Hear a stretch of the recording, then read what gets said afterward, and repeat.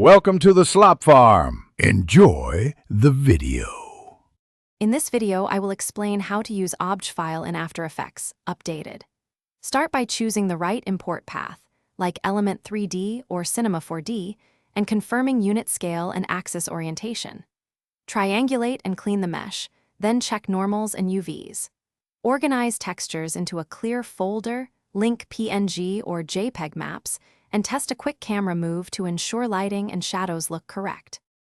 When importing the OBJ, pick the workflow that matches your needs and hardware. Element 3D gives fast scene setup and good material control, while Cinema 4D offers deeper animation and deformation tools. Convert or bake heavy rigs to static geometry if you only need shape, and consider low-poly proxies for smoother playback. Keep textures organized and linked so updates are painless during timeline iterations and comp adjustments. Texture workflow matters for realism and speed, so choose PBR maps when possible and match material channels to your plugin. Tune roughness, metallic, and normal maps to get believable highlights and surface detail, and use ambient occlusion to anchor objects to the scene.